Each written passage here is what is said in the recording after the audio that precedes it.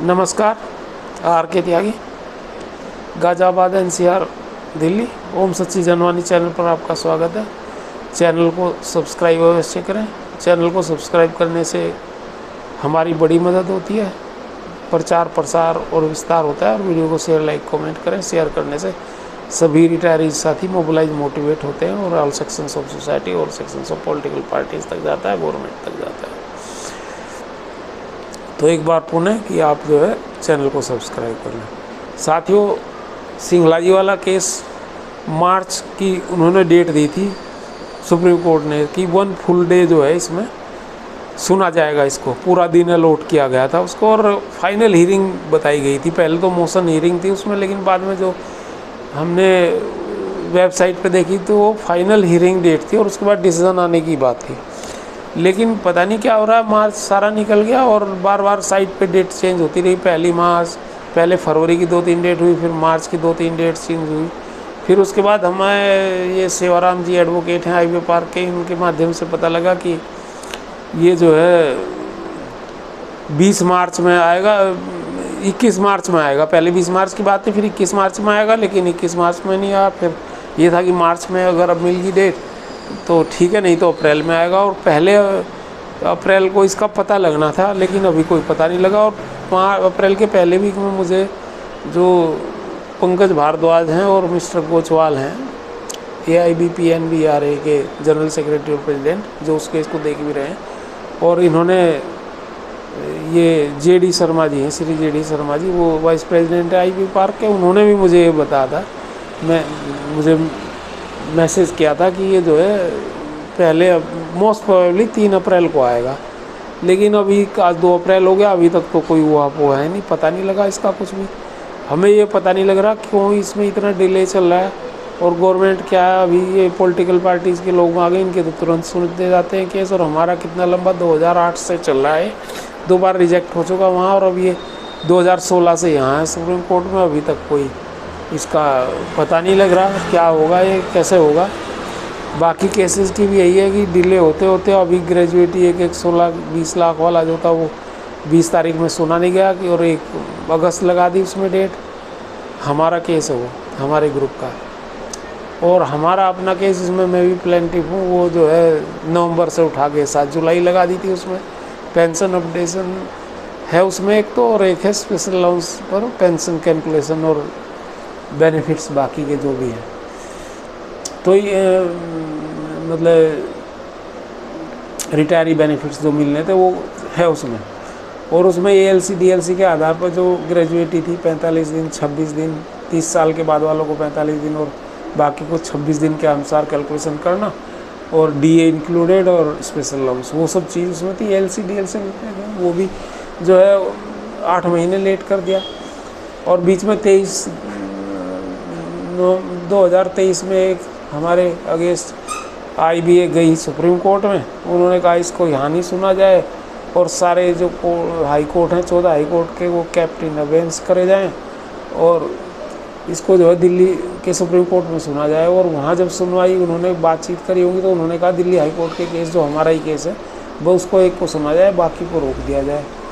अब ये उसके बाद उन्होंने उसमें 167 रेस्पोंडेंट बनाए, जिनमें से मैं भी एक हूँ। चूँकि मैं KK कालिया एंड अदर्स में ऑलरेडी सेंट्रल बैंक की तरफ से प्लेंटिफ था, तो हम उसमें रेस्पोंडेंट हैं। अब वो पूछ रहे हैं कि भाई पूछेंगे, और इसमें सालों लगेंगे कि कितने लोग कहाँ सुना जाए इस केस को। तो ये विवाद मतलब केस को पेंडिंग करने का पता नहीं क्या है, जुडिशियरी क्या कर रही है। हम रिटायरीज़ के लिए लोग मरते जा रहे हैं, 2.5 लाख मर चुके पिछले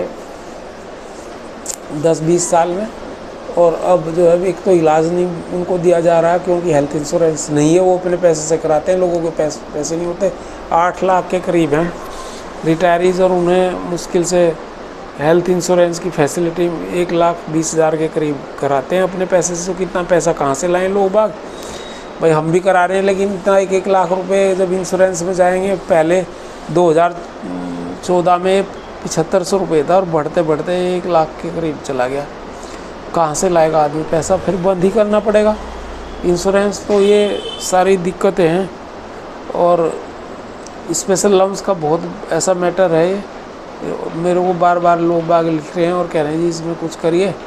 और कर भी रहे हैं हम लोग, कोर्ट वगैरह में हैं ही हैं, और यूनियंस इसको कोई ख़ास महत्व नहीं दे रही, और यूनियंस दे क्या, वो गवर्नमेंट भी नहीं करना चाह रही। उन्होंने ये इस नीति से इसको लेकर के आए थे कि स्पेशल अलाउंस को तो पेंशन कम हो जाए। अब इन्होंने 31% तक 31.5% कर दिया 2022 वाले में, 20 से 31.5। अब आप देखिएगा कि कितने 21 हज़ार का पेंशन का लॉस है लोगों को, 10,000 कम सैलरी वालों को, और जो स्केल 1 ऑफिसर है उसको 15,000 16,000 के करीब बैठता है, 12.5 प्लस DA, और जो 2-3 वाला है उसको 15.5 प्लस DA का नुकसान हो रहा है, और जो ऊपर है उसी हिसाब से उनका स्पेशल अलाउंस का नुकसान हो रहा है। ये एक बड़ा डेंट है।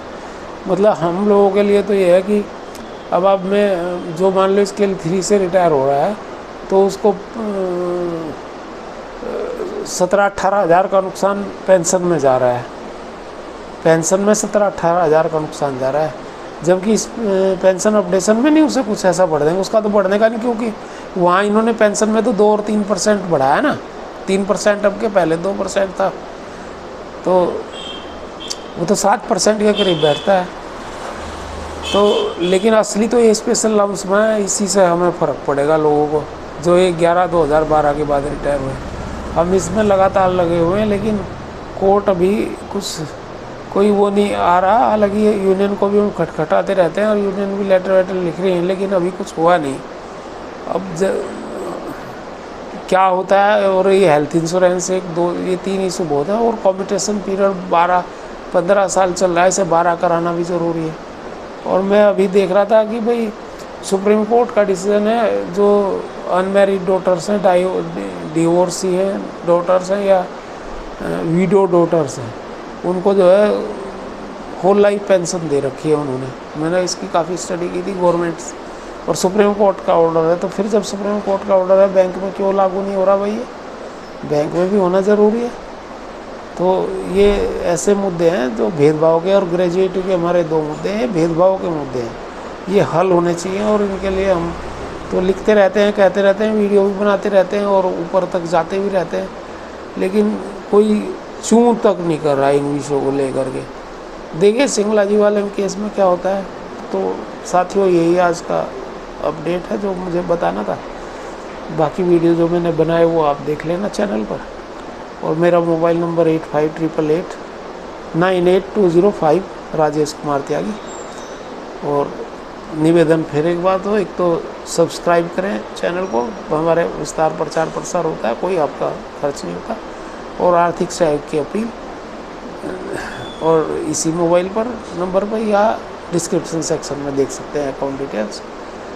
और भारत माता की जय, वंदे मातरम, गाजियाबाद, RK त्यागी। थैंक्स।